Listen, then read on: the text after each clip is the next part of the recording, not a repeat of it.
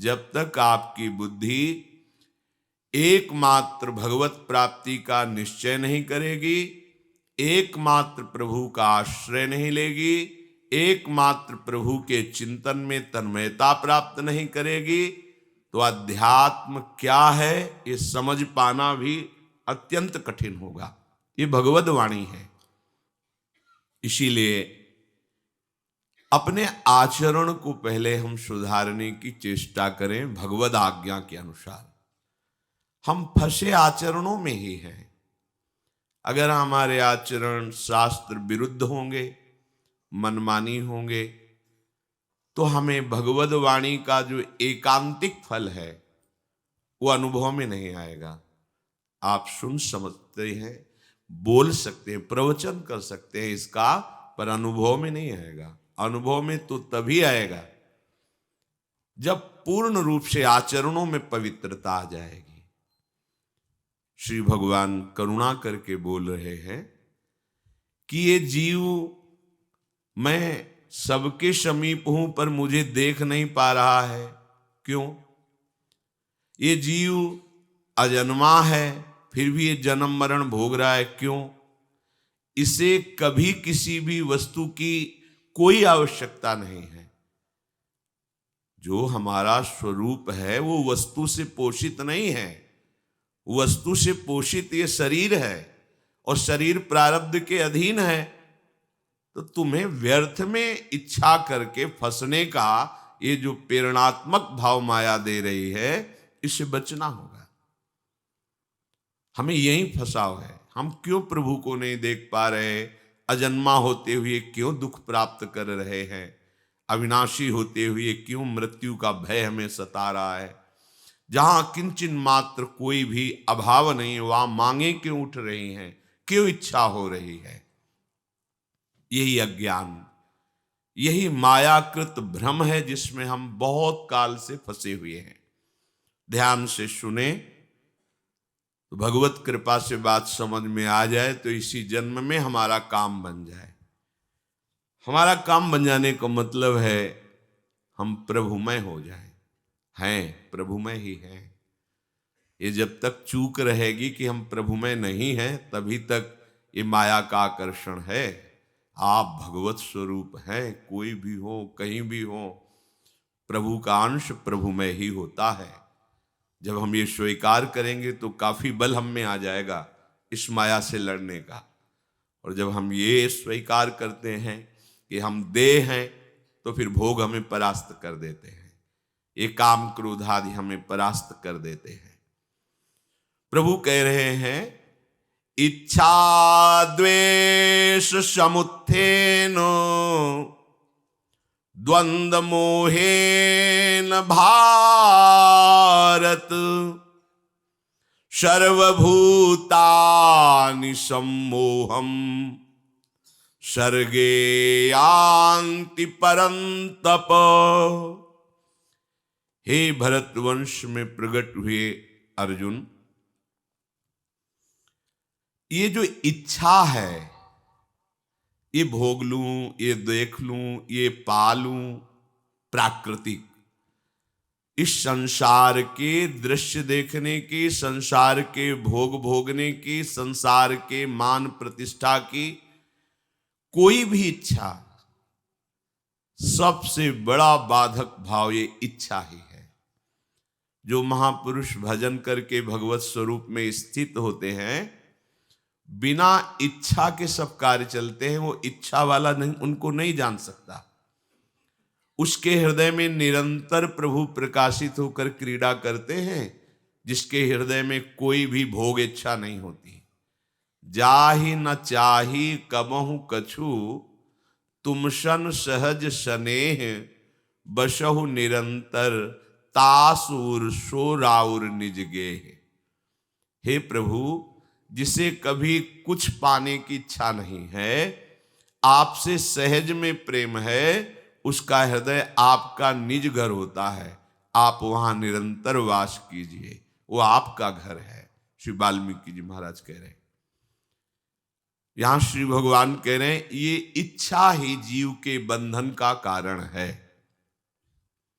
यहां तो इच्छाएं समुद्र की तरंग की तरह अटखेलियां कर रही है।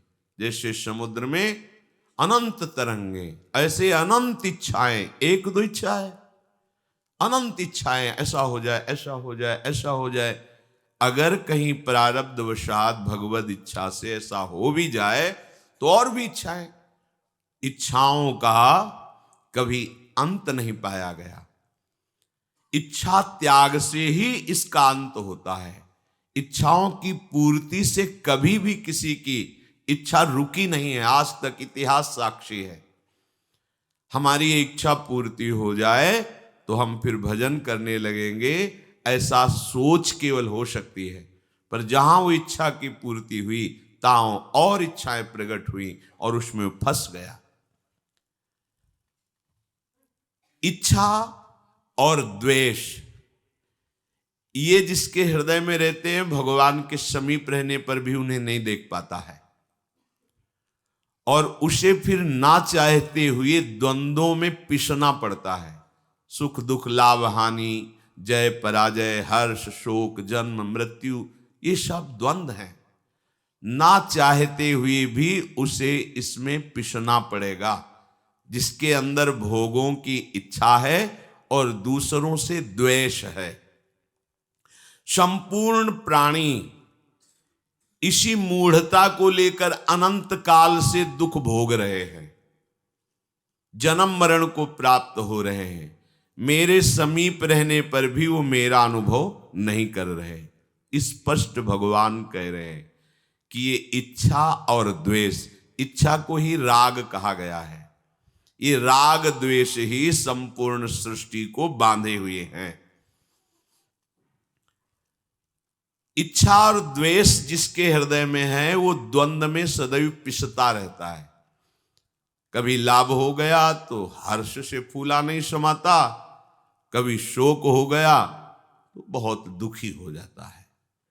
ऐसे ही पूरा जीवन व्यतीत हो जाता है। कहीं सम्मान मिला तो सुखी हो गया, अपमान मिला तो दुखी हो गया, अनुकूलता मिली तो सुखी हो गया, प्रतिकूलता मिली तो दुखी हो गया।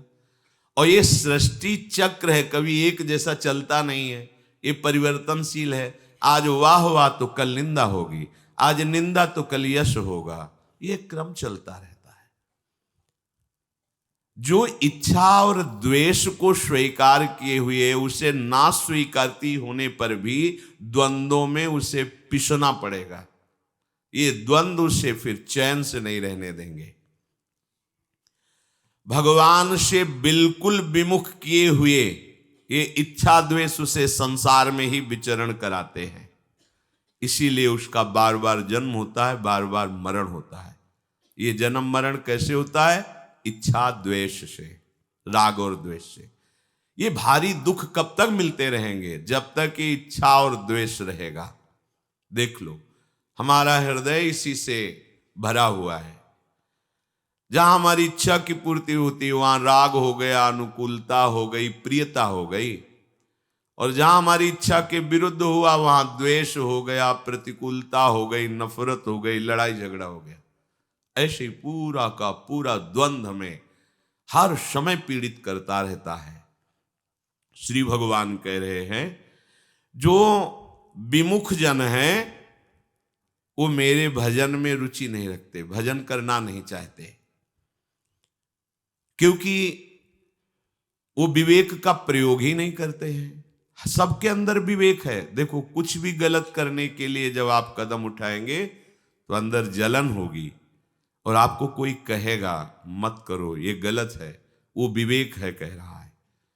पर वो आप जब नहीं मानते हैं तब फिर बुद्धि आपको सहयोग देने लगी। विवेक दब गया, बुद्धि अपना काम। अगर बुद्धि के ऊपर विवेक का शासन रहे तो आपसे ना किसी से द्वेष होगा, ना किसी से राग होगा। ये उपासक में होता है। जो भगवत सन्मुख उपासक भजन परायण होता है उसकी बुद्धि विवेक के शासन में रहती है सबके विवेक, पर वो विवेक का आदर ना होने के कारण बुद्धि स्वतंत्र रूप से निर्णय करती रहती है और वो नाना प्रकार के द्वंद्वों में फंस जाता है, पिसता रहता है। मनुष्य की प्रवृत्ति और निवृत्ति पशु पक्षियों की तरह नहीं होनी चाहिए, विवेक से होनी चाहिए। पशुओं को भोग दिखाई दिया, टूट पड़े, परिणाम क्या है, कोई मतलब नहीं। ध्यान दीजिए, आपको विवेक मिला है, सामने कोई अनुकूलता दिखाई दे रही, कोई भोग दिखाई दे रहा है, कोई इच्छा की पूर्ति दिखाई दे रही, तो विवेक से पहले सोचिए ये कहीं अधर्म तो नहीं है, ये जो मैं करने जा रहा हूं कहीं पाप आचरण तो नहीं है, ऐसा तो नहीं शास्त्र विरुद्ध आचरण मेरे द्वारा ये होने जा रहा है। विचार कीजिए, क्योंकि पशु में विचार नहीं होता, मनुष्य में विचार करने का अवसर दिया गया है। यदि आप विचार नहीं करते और भोगों में टूट पड़ते हैं तो आप और पशुओं में फिर क्या अंतर रह गया, फिर इस मनुष्य देह की दुर्लभता क्या रही। मनुष्य अपने विवेक को महत्व ना दे करके इच्छा का महत्व देता है। बहुत भगवान बोल रहे हैं, इसलिए सत्य विषय, अंदर से विवेक हमें उपदेश करता है, हम उसका आदर नहीं करते, हम अपनी इच्छा का आदर करते हैं। जब तक मनुष्य अपनी इच्छा का आदर करता रहेगा, विवेक का अनादर करेगा, तब तक उसकी ये बार बार जन्म मरण परंपरा रुकेगी नहीं। इसका मतलब ये समझ में आया कि उपासना का मतलब है इच्छा को मिटा देना। इच्छा को मिटाना बड़ा कठिन है, तो समर्पित कर दो, श्री हरि को समर्पित कर दो। आप देख लेना प्रभु, मेरी तो इच्छा ये है, पर आपकी इच्छा क्या है आप देख लेना। अगर आपको उचित लगे तो पूर्ण कर देना, अनुचित लगे तो मेरे मांगने पर भी कभी पूर्ण मत करना। तो ऐसे सर्वज्ञ भगवान को अपनी इच्छा दे देने से हम इच्छाओं से मुक्त हो सकते हैं। या फिर विवेक बल से अपनी इच्छा का मर्दन कर दीजिए, क्योंकि जितनी भी इच्छाएं वो शरीर और इंद्रियों को लेकर होती हैं। अगर कहीं भगवत प्राप्ति की इच्छा हो जाए तो सब इच्छाओं के नाश करने की सामर्थ्य आप में आ जाएगी। जो साधक इच्छा के अनुसार बातें स्वीकार करता है और इच्छा के अनुसार त्याग देता है, उसका पतन हो जाता है। ध्यान देने योग्य बात है। हमारी इच्छा के अनुकूल गुरुजनों की बात हुई तो स्वीकृति, और इच्छा के प्रतिकूल हुई तो करके देख लेना, परिणाम में आपका स्थान निम्न कोटि का होगा। जो उच्च स्तर का भगवदी वातावरण में प्रवेश, वो आंतरिक नहीं होगा। आंतरिक प्रवेश तभी होता है अध्यात्म में जब जोई जोई प्यारो करे सोई मोहि भावे। अपनी इच्छा का ही मर्दन कर देना, ये महात्मा का स्वरूप है, चाहे वो गृहस्थ में हो चाहे विरक्त में हो। यह अध्यात्म उपासक का स्वरूप है। विनिवृत्य कामा, जो अध्यात्म नित्या है, नित्य अपने आत्म स्वरूप में स्थित होना चाहता है या भगवत प्रेम प्राप्त करना चाहता है, कोई भी सद असद इच्छा नहीं, न सद न असद, विनिवृत्त कामा। तो अपने आप देखो, इच्छा खत्म तो द्वंद्व विमुक्ता, समस्त द्वंद्वों से मुक्त हो जाता है। बिल्कुल सत्य सिद्धांत। कोई न सद इच्छा ना असद इच्छा, क्योंकि ना हमें सद इच्छा की जरूरत है ना असद इच्छा की। जो हमारा स्वरूप है उसके लिए इच्छा की जरूरत नहीं, इच्छाओं के त्याग की जरूरत है। ये गूढ़ रहस्य अध्यात्म का है। ऊंचाई पर पहुंचोगे तब समझ में आएगा, प्राकृतिक धरा से आप इसको नहीं समझ सकते। तो श्री भगवान कह रहे हैं कि वृत्तियां होती हैं दो तरह की, एक होती है लगाने की वृत्ति, एक होती है हटाने की वृत्ति। सब में होती है, स्वाभाविक भगवान ने रचना की है। दो प्रकार की वृत्तियां होती, एक हटाना, एक लगाना, अर्थात अन्वय और व्यतिरेक। व्यतिरेक नहीं करना, अन्वय हाँ है, ये करना है। अब ये दोनों बातें संसार में मनुष्य लगा दिया। अनुकूल को लगाने में स्वीकार कर लिया और अपनी इच्छा के प्रतिकूल को हटाने में बात बिगड़ गई। एक वृत्ति है हटाना, एक है लगाना। दोनों अनुकूलता को लेकर के वो कर रहा है। देखो अंतःकरण धर्म के अंतर्गत देखो, जो उसे प्रिय लगता है उसमें तो वृत्ति लगाता है, जो अप्रिय लगता है उससे वृत्ति हटा देता है। यह संसारिक ही है।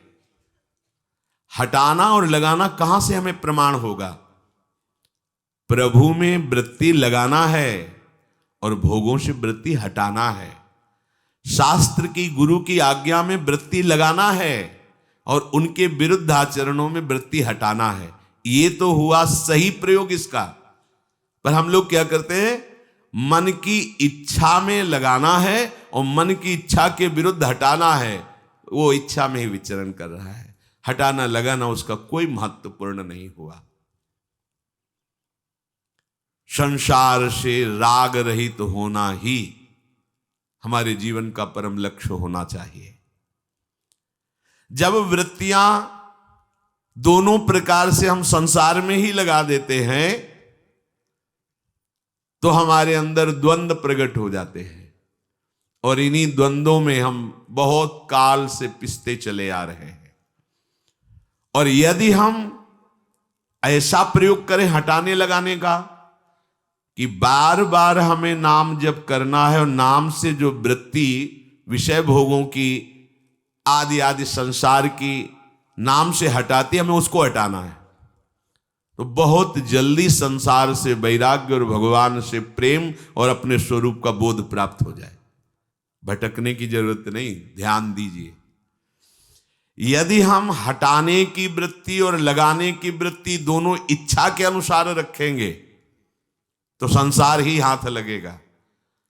और यदि हम लक्ष्य पे रखेंगे, लक्ष्य है हमारे श्यामा श्याम, इनका नाम, इनके रूप, इनकी लीला, इनके धाम में वृत्ति लगाना है और जो भोग, जो व्यक्ति, जो विषय, जो दृश्य इनसे हमें हटा दे उससे वृत्ति हटाना है। बहुत जल्दी हमें संसार से वैराग्य, आराध्य देव से प्रेम और स्वरूप का ज्ञान तीनों एक साथ होते हैं। जैसे जैसे आपका चिंतन बढ़ता जाएगा वैसे वैसे स्वरूप का बोध और भगवान की झांकी आंखों में आने लगती है। तभी प्रीति होती है, विकलता बढ़ती है और संसार की निस्सारता उसके अनुभव में आने लगती है। सार इसमें केवल श्री भगवान है, अन्यथा कुछ नहीं है। जब हम राग का पोषण करते हैं तभी द्वेष की गुंजाइश होती है। द्वेष की कोई अलग से सत्ता नहीं है। हम जिस व्यक्ति से, वस्तु से, भोग से राग करते हैं, इच्छा करके भोगते हैं, और जब वो हमारे अनुकूल नहीं होता तो हमें द्वेष हो जाता है। द्वेष की अलग कोई सत्ता नहीं है, वो राग से ही प्रकट होता है। पहले राग होता है फिर द्वेष होता है। अगर राग ना हो तो किसी से द्वेष होगा ही नहीं। इसीलिए जो भगवत प्रेमी महात्मा हैं उन्हें अजात शत्रु कहा गया है। हरिवंश नाम लीन जे अजात शत्रु ते सदा, प्रपंच दंभ आदि दे तहां कछु न पेखे। जो निरंतर नाम रूप में डूबे हुए हैं उनका किसी से राग ही नहीं, इसलिए किसी से द्वेष नहीं। तो वो क्या हुए? अजात शत्रु, अर्थात त्रिभुवन में कोई भी एक भी शत्रु उनका नहीं होता, जो भगवत प्रेमी महात्मा होते हैं। जब हमारा राग द्वेष का रूप धारण कर लेता है तो बड़ी हिंसात्मक वृत्तियां जागृत होती हैं। प्रायः इसी में सब विचरण करते हैं। हमने तुम्हें इतना प्यार दिया, इतना दुलार दिया और तुम हमारे प्रतिकूल हो गए। राग अब द्वेष में आ। देख लो, आंख खोल के देख लो, संसार में यही हो रहा है। इतना वो पाप रत हो जाता है कि कोई गुंजाइश ही नहीं रह जाती उसके कल्याण की, मंगल की। एकदम घोर अपवित्र हृदय हो जाता है। फिर ऐसे लोग संतों को, भगवान को, शास्त्रों को जो मन में आया सो बोलते, क्योंकि बलिरंताकरण है। फिर भगवान की तरफ चलने का अवसर ही माया नहीं देती।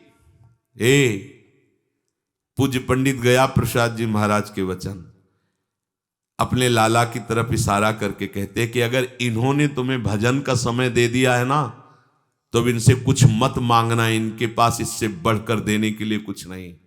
अर्थात ये जितना मायाकृत वैभव है इससे सबसे श्रेष्ठ फल है कि हमें समय दे दिया गया भजन करने का। नहीं तो माया भजन करने का समय ही नहीं देती। अगर समय दे दिया गया तो अब बर्बाद मत करो, कोई इच्छा मत रखो, अपने जीवन को अपने हाथ में मत रखो प्यारे। मान लो, अपने जीवन को समर्पित कर दो। अब जैसे चलाओ वैसे चलूंगा, जैसे रखो वैसे रहूंगा। साधना का फल यही है, अस्तित्व मिटा देना। पर बलिहारी भगवान की माया की कि वो हम वृत्ति, मेरे पास सारी सुविधा है, मैं अधीन नहीं हो सकता, वही सुविधा उसकी दुर्गति का एक दिन कारण बनेगी। जिसने समस्त सुविधाओं का त्याग करके एकमात्र भगवान का आश्रय ले लिया अंदर से, वही इस माया पर विजय प्राप्त करता है। कहीं भी अन्य आश्रय प्रभु के सिवा, कहीं किंचन मात्र भरोसा, वो जाकर के तुम्हें ऊंचाई से फिसला के नीचे खड़ा कर देगा। कभी कभी ऐसे लोगों को सत्संग की बातें भी भगवान कृपा करके सुनने का अवसर देते हैं, शास्त्र पढ़ने का भी अवसर देते हैं, अच्छी बातों पर विचार करने का भी अवसर देते हैं। पर उनके मन में राग होता है भोगों का।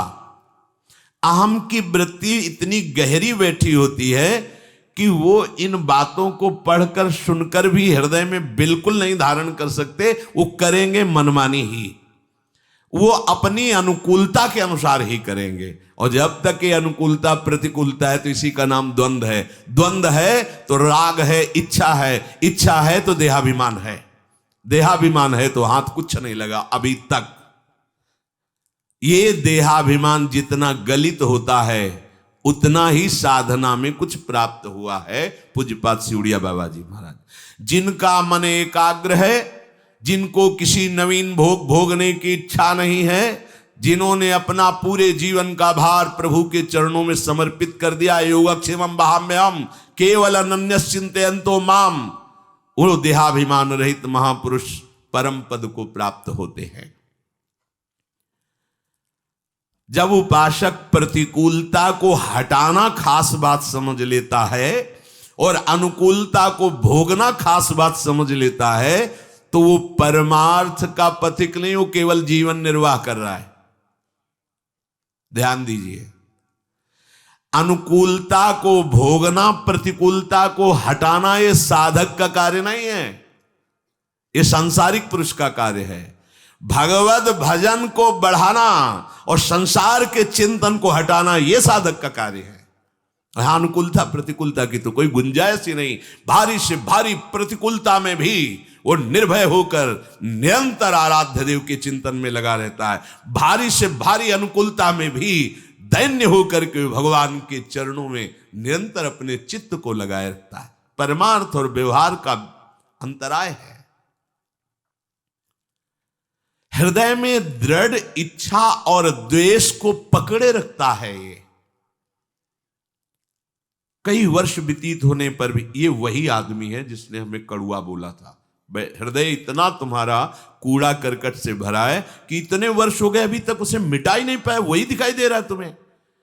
शास्त्र कह रहे हैं, भगवान कह रहे हैं कि मैं ही सर्वत्र हूं, आज तक ये बात नहीं पकड़ पाए। और ये वही आदमी गंदा आदमी है, ये तुम अभी तक पकड़े बैठे हो। सुना सत्संग, पढ़ा शास्त्र, विचार किया तो पाया क्या? क्या आपकी इच्छा निवृत्ति हुई? आपकी राग निवृत्ति हुई? नहीं हुई। बोले हम अपने अनुसार देखो, जड़ भरत जी का जीवन देखो, जैसी प्रकृति उनके शरीर की व्यवस्था करती थी वैसे उनको कोई मांग नहीं। कोई जला हुआ भुना हुआ खरोच करके जो फेंकने जाए वो खा लिया। कोई काम करवा रहा है, काम कर दिया। ब्रह्मानंद में छके हुए महापुरुष, उनके जीवन को पढ़ के देख लो। जब तक कोई इच्छा है तब तक हम कैसे साधना की ऊंचाई पर चढ़ेंगे? क्योंकि इच्छा ही वो बोझा है जो आगे नहीं बढ़ने देती।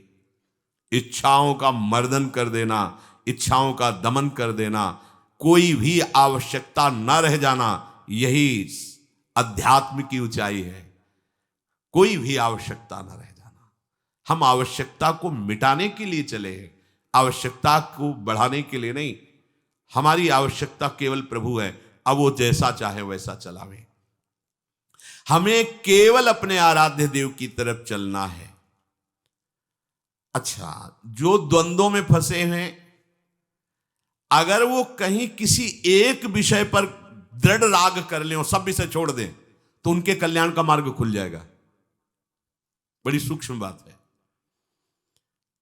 किसी एक विषय पर हमारी दशा क्या है? प्रपंची स्वभाव है। अभी ये भोगा, अभी ये भोगा, ये भोगा, ये भोगा, बहुत फैलाव। किसी एक विषय पर, जैसे धनुर्दास जी की पूरी आसक्ति समट करके अपनी पत्नी के रूप में हो गई थी। कहीं आसक्ति नहीं थी, ना अपने से ना पराये से। बड़ी ऊंचाई पर पहुंच गए इस आसक्ति को लेकर। ना अपने शरीर की शुद्धि है कि लोग क्या कहेंगे। अब सामान लेने अगर घर की कोई सेवा की बाजार में जाना है, तो वो अकेले नहीं जा सकते थे, पत्नी के बिना नहीं जा सकते। और वो भी ऐसे नहीं कि साथ ऐसे चले, रूप देखे बिना नहीं रह सकते। तो धूप ना पड़े उनके रूप में ऐसे छाता लेकर के और बैक पीछे हटते जाते थे, उल्टा चलते, सामने पत्नी आ रही, लोग हंसी दिल्लगी मजाक करते, कोई परवाह उनको नहीं थी। आसक्त चित्त, देखो सब जगह से हटकर एक जगह आसक्ति हो गई। इस एक आसक्ति का चमत्कार हुआ कि ये सूचना आचार्य चरण तक पहुंची। उनके शिष्यजन कोई ठाकुर सेवा की सामग्री लेने आए थे कि प्रभु हमने तो आज ऐसे स्त्रैण पुरुष को देखा, स्त्री आसक्त पुरुष को, कि वो ऐसे ऐसे चल, ये तो बहुत काम की बात है। पूरा चित्त उसने समेट दिया है, बस उसका मोड़ कर देना है। पूरा समिटा हुआ चित्त है। नजदीक गए, उनका भाई तुम ऐसा क्यों? उनका देखा कि महात्मा, उनका मैं जी नहीं सकता इस रूप के बिना। बोले अगर इससे भी सुंदर रूप हो तो? बोले ऐसा हो ही नहीं सकता। तो उनका अरे ऐसे कैसी बात करते? जीव ही स्पर्श किया तो संकल्प किया तो रंगनाथ जी भगवान उनके मानस पटल। अब तो छाता गिर गया, क्योंकि रूपाशक्त थे। जीव ही भगवद रूप का प्रादुर्भाव आचार्य कृप सब छूट गया एक जगह। श्री बिल्व मंगल जी महाराज भोगाशक्त पुरुष,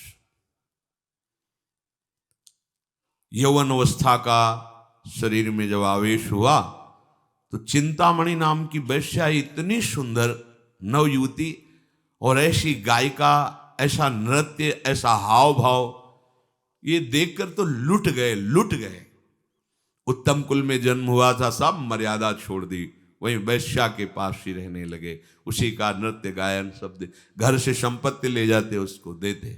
परिवार के जनों ने देखा कि इनकी तो बहुत दुर्गति का कारण हो गई ये आसक्ति, तो शायद अगर इनका ब्याह कर दिया जाए तो वृत्ति पलट जाए। तो सुशील धर्मव्रत धारण करने वाली एक कन्या से इनका ब्याह हुआ। वो पातिव्रत धर्म से युक्त थी। एक बार भी नहीं देखा ही नहीं उस अपनी पत्नी को, क्योंकि आसक्ति तो चिंतामणि से है। माता पिता पधार गए, संपत्ति सब वैश्या को दे चुके थे। अब वहां तो संपत्ति की आवश्यकता ही होती है, बिना संपत्ति के व्यवहार कैसा? क्योंकि वहां प्रेम तो है नहीं। ये आसक्त है, लेकिन वो तो अर्थ में आसक्त है, सुविधाओं में। अपनी पत्नी से कहा, आज बोले कि अगर मैं संपत्ति कुछ नहीं ले गया तो हमें हटा देंगी, वो हटा देंगी तो मैं मर जाऊंगा, मैं जी नहीं सकता।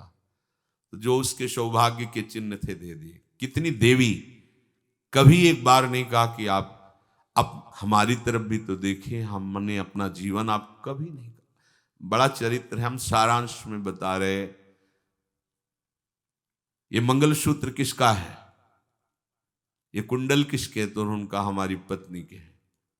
धिक्कार तुम्हारे जीवन को, और धन्य है तुम्हारी वो अर्धांगिनी जो तुम्हारे सुख के लिए ऐसा समर्पण करती।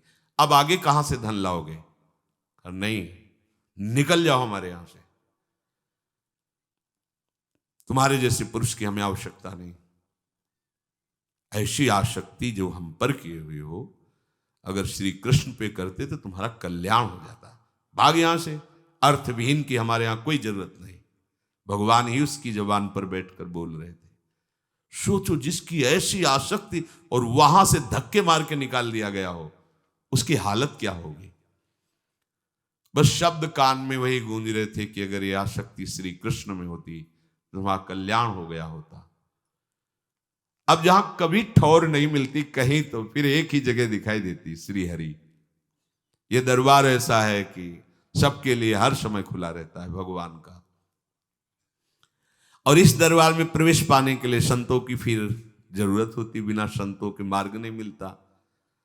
एक आश्रम में गए, वहां सदगुरु रूप से वर्ण किया, कृष्ण मंत्र की दीक्षा ली, काफी समय तक वहां रहकर भजन किया, फिर विचार किया कि हम अब भ्रमण करते हैं।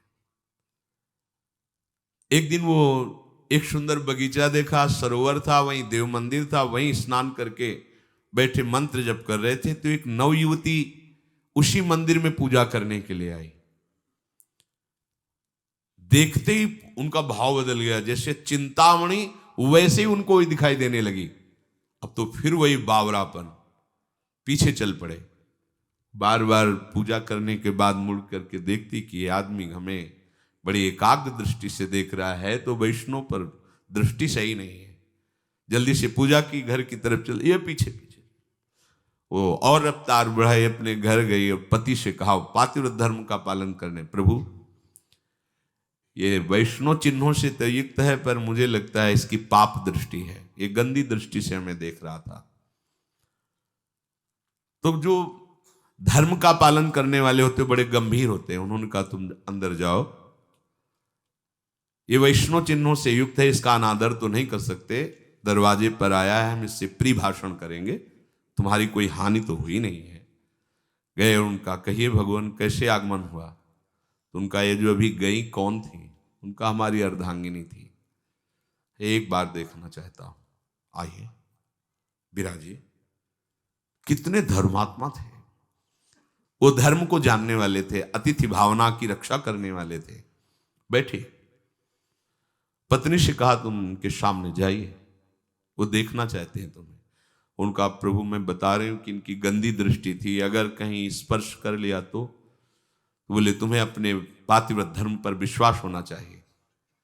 जो अपने धर्म का पालन करता है, भगवान उसकी रक्षा करते हैं। तुम निश्चिंत होकर के उसको एक कमरे में बैठा दिया, भेजा। पत्नी गई, ऐसे देखा, हृदय जल गया। ओहो, पूरा जीवन तो मैंने पाप किया, अपराध किया, मेरे पवित्र माता पिता मेरी चिंता में प्राण त्याग दिए, मेरी पातिव्रत धर्म का पालन करने वाली पत्नी ने प्राण त्याग दिया, चिंतामणि ने मुझे ठुकरा दिया, आज भी मैं वैसी हालत में हूं। गुरु ने कृपा की, मंत्र दिया, वैसी मेरी हालत। ये हालत आंखों के कारण हुई है, नहीं रहने दूंगा इन आंखों। उनका, देवी एक सेवा करोगी। हाँ बोलिए। 2 सुई लाकर मुझे दे दो। पति से कहा कि उन्होंने कहा 2 सुई लाकर दे दो। दे दीजिए। 2 सुई लिए और कहा, हे कृष्ण, आपने कृपा करके अवसर दिया, पर ये नेत्र आपको देखने के लिए लालायित नहीं हुए, ये संसार के रूप देखना, अब मैं इनको नहीं रखूंगा। दोनों सुई चुभो ली, दोनों आंख फोड़ दी। वो दोनों गृहस्थ देखकर हाथ जोड़ पड़े, भगवान आपने ऐसा क्यों किया। बोले, मैं वैष्णव भेष धारण के ऊपर, मैं हृदय से वैष्णव नहीं हूं, मैं वैश्यागामी व्यभिचारी रहा, आज फिर मेरी दृष्टि खराब हो गई। इस दृष्टि ने मुझे श्री कृष्ण से दूर किया। ऐसी दृष्टि किस काम की, जो आप जैसे पवित्र गृहस्थों के प्रति भी हमारी पाप दृष्टि हो, इसीलिए इसे नहीं रखना, फोड़ दिया। चल पड़े, श्री कृष्ण को अपने नेत्र बनाकर चल पड़े वृंदावन के लिए। अब जो जन्म से अंधे होते हैं, उनका पूर्वाभ्यास होता है, वो बहुत संभाल के चलते। लेकिन अचानक कोई अंधा हुआ तो उसका पूर्वाभ्यास नहीं होता। इसलिए एक ऐसे कुएं में जिसमें जल नहीं था, सूखा था, उसमें गिर गए जाके। अब तो सोचा कि अब तो मरना ही है, आसपास कुआं, बस हे कृष्ण हे करुणा में प्रभु को पुकारा, हे दीन बंधु बाबा हाथ पकड़ो। ऐसे किया तो हाथ मिल गया। बड़ी दिव्य सुगंध, बड़ी दिव्य कोमलता, तो विचार किया, कुएं में कैसे ऊपर से हाथ आ सकता है? 30 हाथ का कुआं, 25 हाथ का कुआं, कैसे ये तो अजान बाहु श्री कृष्ण ही ऐसा कर सकते हैं। एक क्षण में बाहर आ गए, तो हाथ को ऐसे स्पर्श करते हुए छुड़ा लिया। तो उनका ठीक है, हाथ छुड़ा के जाओ, ठीक, कोई बात नहीं, लेकिन हृदय से जब चले जाओगे तो हम तुम्हें सूरवीर समझेंगे। अब तुम हृदय से जाने वाले नहीं। भगवान ने हाथ पकड़ लिया, सीधे वृंदावन लाए, और वो मां, उन्होंने वंदना चिंतामणि की कि उसकी अगर डांट फटकार नहीं लगी होती तो मुझे ये सच्चिदानंद श्री कृष्ण ना मिले होते। हम लोग द्वंद्वों में भटक रहे हैं, कहीं एक जगह अगर आसक्ति हो जाए तो मुड़ने में देर न लगे, क्योंकि एक जगह आसक्ति होने की खास बात हम तुम्हें बताते हैं। ये मन बड़ा परिवर्तनशील भोगों को भोगने में चतुर है, ये एक जगह लग ही नहीं सकता। एक जगह होगा तो वैराग्य हो ही जाएगा, कोई न कोई कारण उपस्थित होगा और वैराग्य हो जाएगा पक्का। जो सदगृहस्थ अपनी पत्नी के सिवा कहीं दोष दृष्टि नहीं करते, गलत आचरण नहीं करते, निश्चित है चौथी अवस्था में उनको वैराग्य हो जाएगा। अगर वो व्यभिचार प्रवृत्ति से युक्त रहे तो नहीं होगा, नहीं तो धर्म का स्वभाव है राग रहित कर देना। यहां कह रहे कि किसी भी भावना से यदि हम एक जगह कहीं हो जाए तो हमारा काम बन जाए, क्योंकि वहां से ऐसी घटना घटेगी कि भगवान के चरणों का आश्रय मिल जाएगा। प्रभु से कैसे भी जुड़ जाए परम मंगल होता है।